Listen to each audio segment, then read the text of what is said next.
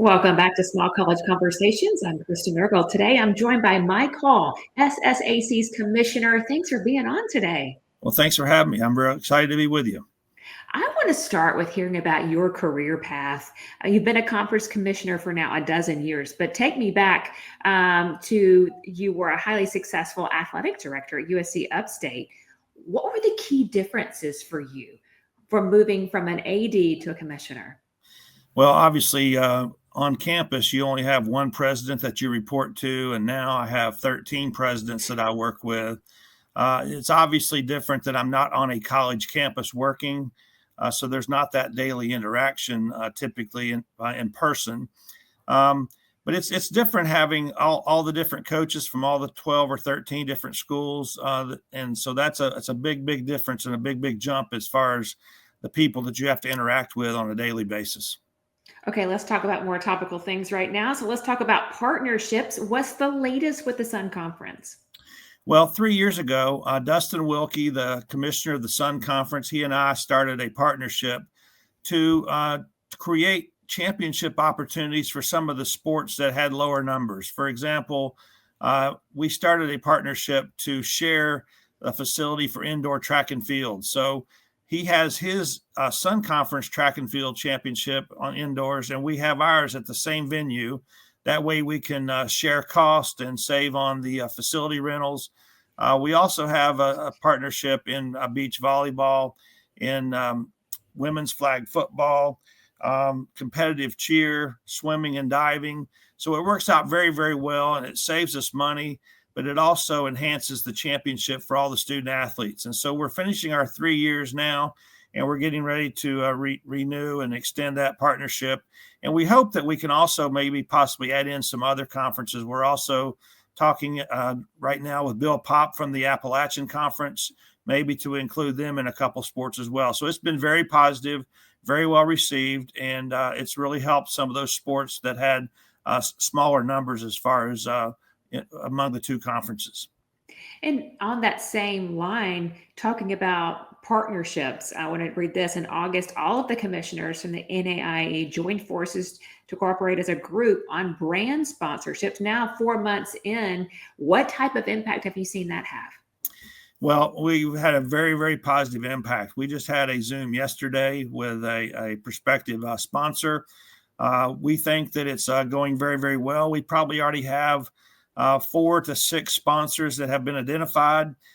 It's not required by conference commissioners to participate. It's only if it's appropriate for their conference and in their fulfillment that they have the ability to meet their obligations. But it's going very well. We have a subcommittee. I'm part of the subcommittee. We sort of vet the ones that are presented to us. We have an agreement with Steel Curtain Consulting and Darren David. And so he'll bring us possible sponsorships to us. We look them over. We see if it's going to be a win-win for our conferences. And it's going very well. We are very excited about it. And you're playing a pivotal role in uniting some of the other commissioners. When you talk about that type of thing, do you see there's other opportunities to work together, perhaps for scheduling and media things? I mean, talk to me about the potential there. Well, yes, I think the new championship emphasis that the NAIA is doing as far as their new video streaming and that new platform, I think that's very positive for all of our conferences, and that's a tremendous asset. But yes, I do think scheduling. I think championships. For example, I have had some scheduling agreements with the Mid-South Conference for basketball. I've had some scheduling agreements with the Sun Conference for basketball. This coming February, I'm conducting a tennis tournament among the Sun Conference and the Appalachian in Mobile, Alabama. So each of those schools are sending their top 4 women's teams, their top 4 men's teams to one site so we can have some highly contested contests. And all those add to a strength of schedule. All those benefit those schools. And we think that it's very positive. So we're always looking for ways to grow our sports, to add championship opportunities, and at the same time, save some cost and expenses for traveling. Now we're closing out the fall championship season. What feedback did you hear, if any, on the Urban Edge Network and the new NAIA Network? You alluded to it. Oh, it's been very, very positive. I personally have watched our soccer championships, our volleyball championships, and it was very, very well done.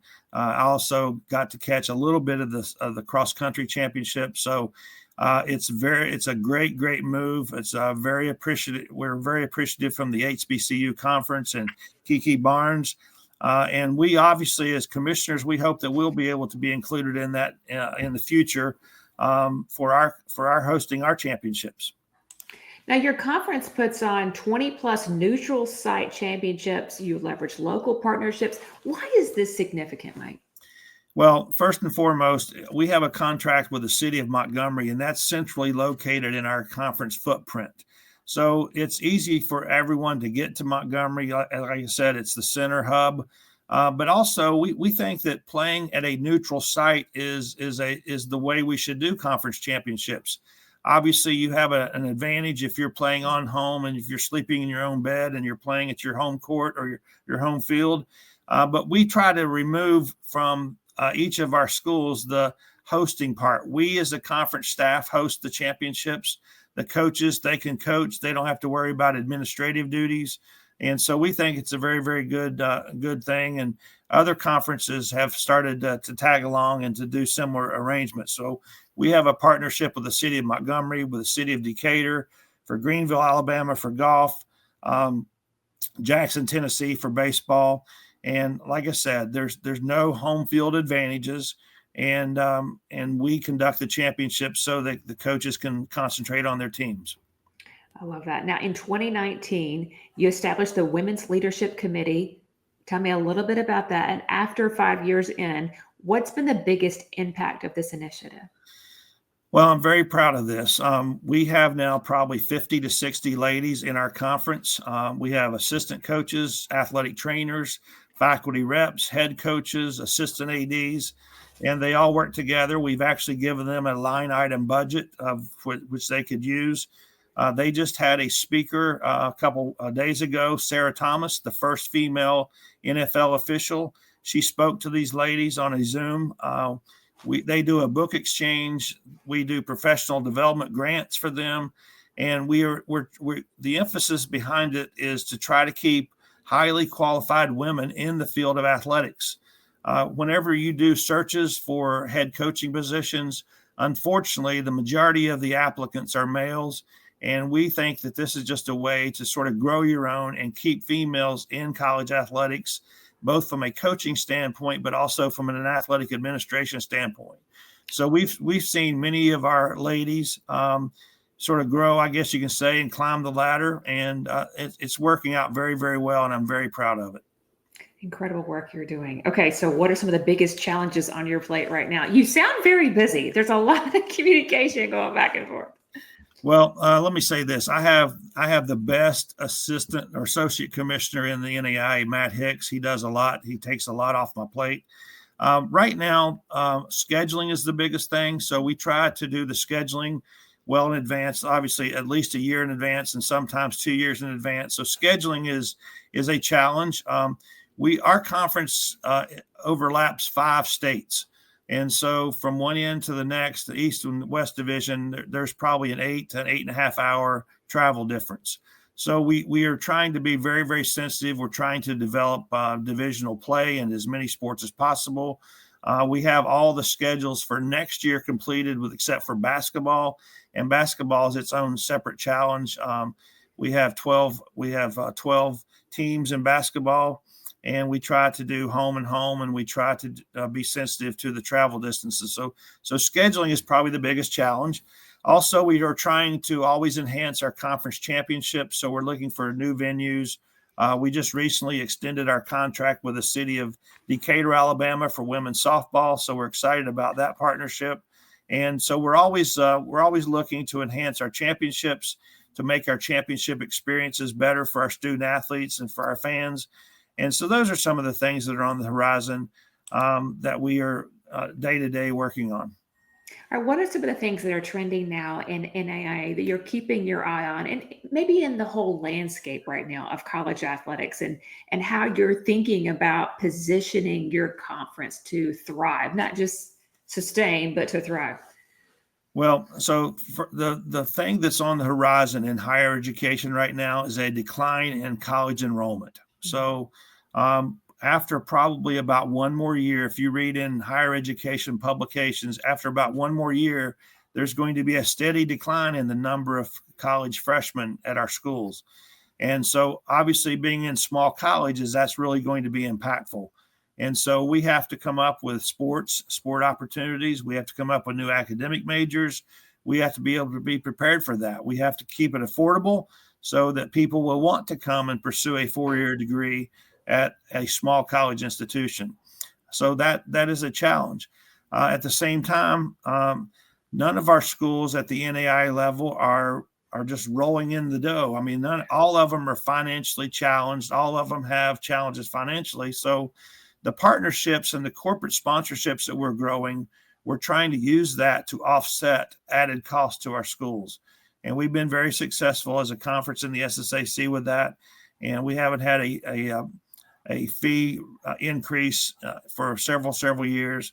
And it's due to the sponsorships that we're able to generate to offset the need to raise dues and to raise fees for our member schools.